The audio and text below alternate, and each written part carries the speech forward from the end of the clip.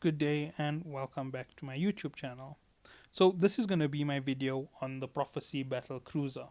So before we begin, I'm just going to ask you all to please leave a like or comment on my video and consider subscribing to my channel.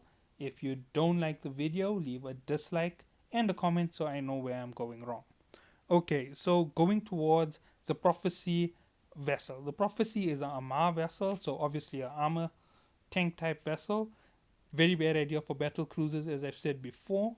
It's always safe to run a shield tank because shield tanks always have the a bonus of once your tank is through, you have two layers to go through. One which is more tanky against EM, so if they flew through your shield, they're going to slow down when they're going through your armor. And that's the basics on how this fighting style goes. When it comes to it, it's also a drone type vessel. So drone vessels aren't very good in PvP. You're not going to try and take it out for PvP because any smart PvP player will know you destroy the drones and tank the other hits, and the ship is practically useless. It's weaker than any cruiser at that point, and you can blast right through it and win. Because regardless of how much of damage it does, you can heal your shield faster than you can take it down. And you can drain it of power much easier with the lower class vessel. Okay, so getting into it, let's go with the choice of slots. Since it's a drone vessel, I have actually made a little table to say which weapons go with which drones. So if you are running a vessel and you want the best fit up for your weapons, EM laser vessels go well with explosive damage drones, and projectile cannons go well with EM class drones, and the two in the middle go together with both types of drones. That's missile launchers and railguns. They both do overall type of damage. They both do good damage when it comes to kinetic and thermal damage. So you can use either thermal or kinetic drones with them. And those are the only two which are interchangeable. I would suggest more uh, missiles with thermal and cannons with kinetic, because even though those seem like they don't work very well, you're doing more damage in one slot basically compared to doing the overall damage slowly going through your fight. So let's go to the next slot because we've just discussed all the weapons at once. Your next slot is going to be your mid slot. Now, mid slot on these ships isn't going to be able to fit out PvP properly. As I said, any smart player in PvP will destroy your drones and take out your vessel. It's very easy. They can warp disrupt you very easily, and forcing you to turn away to avoid taking massive damage is very simple. And once you turn away, you're taking another 40 seconds before you can warp again, and that's quite a big difference in time. Anybody who's smart enough will know disrupting you and having a second person waiting to disrupt you is the best idea. You won't stand still, you'll try and move away, realign yourself at the later stage, and get through when the resistance is gone. Okay, moving on. The next thing to think about is going to be your low slot. Oh, wait, sorry, the mid slot. I didn't even say what to put in. The best thing to put into your mid slot, is going to be double Web of Fire and a Nos energy drain. I am not going to say Nosferatu because, as far as I've read it, it's Nosferatus at the best. And with the two different ways that people say it, I'm not going to get into using those terms. Even though I've been told to use the word Nosferatus, I am going to stick to using Nos energy drain because I believe Eve Online calls it Nosferatu and Eve Echoes calls it Nosferatus. So I'm just going to say Nos energy drain. Okay, so the next slot below that is your low. In your low, you're going to use both the drone command slots. So that's navigation, computer, and optimization. I'm not exactly sure on their names, but both your command units for drone should be used to improve the range and damage from your uh, sorry, to improve the range and damage from your drones, because it's primarily a drone vessel. Then the next thing which you're going to have always on your vessel is afterburner to give it more speed, because you always need to try and get distance from your enemies. Hopefully you are warping in at such a distance that nothing is going to get into you. You might have a distance of around 63 kilometers in the start, and once all your research and all of your command research is in, it'll give you a slightly larger range, and you can take out any vessel that's fast enough to close in on you quite simply by using the right drones on them and busting through their shields and armor quick enough. Okay, so after your afterburner, the next thing you're going to always keep on these vessels is a shield booster. Now, even though this vessel is going to be best with armor tanking, a shield booster allows you to get a little bit more on your shield. And because it's a battle cruiser and the turn time at current is so slow, that's why I'm going with the shield booster. This may change in the future when you get into advanced command.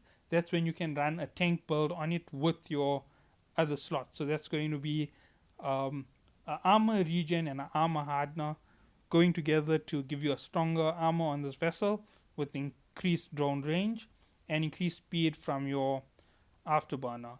Now there are other options on your lower section. At current, I'm saying use your shield booster. So those are 4 slots out of the 5 done. This is the last slot being exchanged with different items. Damage control unit is one option to tank a little bit more. The next option is a micro warp drive to help you get distance a lot faster. It's going to drain your capacitor a lot quicker. And last but not least, the other option in this here is a weapon acceleration unit. That's your heatsink. So the whole idea behind this is to give you that extra firepower on your 3 weapon slots. Remember, taking out either the shield or the armor is going to be your weapon slot requirement, so you're always going to have to think about it when you're fighting. Okay, going into rigs, 3 command rigs will go straight into drones. Firepower, acceleration, and distance. That is what you want in your drones from the very start. The further out they can go, the better for you. That means you don't have to get too close to the fight, and you can always try and keep your range out. And for your engineering rigs, the 2 which you're going to keep constant is velocity and recharge time on your capacitor. The thing which you can change out in your 3rd slot is going to be either increased warp speed or increased capacitance. Now, the reason for that is increased warp speed will make you be able to fly further faster because of the smaller cargo hold, or you can also run the increased capacitor to allow you to run more of your micro warp drive so that you can run it 2 or 3 times to get distance each time, so you can keep hitting enemies one at a time or taking out their shields and hitting their armor hard enough to get some damage in. Okay, so moving on, let's get into the breakdown on this vessel. 15 kilometer drone control range, that is what you start off with as your bonus, and you get 1 command burst slot. Now I found out that the command burst slot is a weapon slot, so an extra weapon slot on the vessel. Okay, so advanced drone research is going to help you get extra DPS and extra velocity. So total, if you have complete advanced medium drone research, it's going to be 150% DPS. That's 1.5 times what you are currently doing in damage added to your damage. And your drone velocity is going to be a total of 25% once everything is researched and done. Your battle command bonus is going to be 4%. Your battle cruiser command bonus is going to be 4% armor resistance. Now, once you've got this up all the way with your command, you're getting a little bit increased velocity. And that's when you can start running armor tanks on this vessel. Sorry. And when running an armor tank, your drone range isn't so important anymore because you can tank a little bit more, you're a little bit faster, and that's the overall viewpoint on running a tank. A tank has to be hit. There's no use in running a tank where it's so far away it's never ever gonna get hit. You have to be willing to take in some damage if you're a tank. Okay. Overall defense is almost 27,000. Flight was velocity of 194 meters per second. I believe this is the second fastest battle cruiser. 2.7 AU per second warp. 741 megawatts of power output. Not the very best. It is in the same class as cruisers. That's efficient cruisers. Capacitor is 2689 gigajoules. It's on the bigger range. It's perfectly suited for battle cruisers with the 800 cubic meter cargo hold, which is very low for this particular vessel. Okay, so going into the attribute breakdown, it's an Amar vessel, so armor is the best on this vessel. Shield is slightly lower. It's actually even lower than the structure on this vessel. So boosting the shield a little bit, like I was saying right now, is only going to help you right now when you first jump into T7.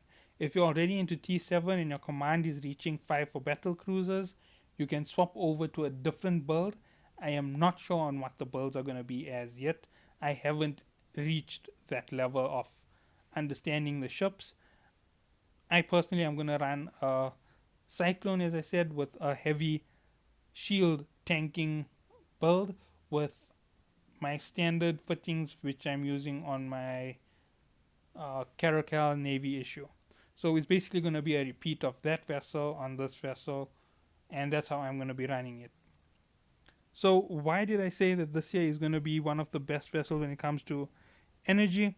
Increasing its energy recharge time will mean you will get faster than 500 seconds for a complete recharge of its capacitor.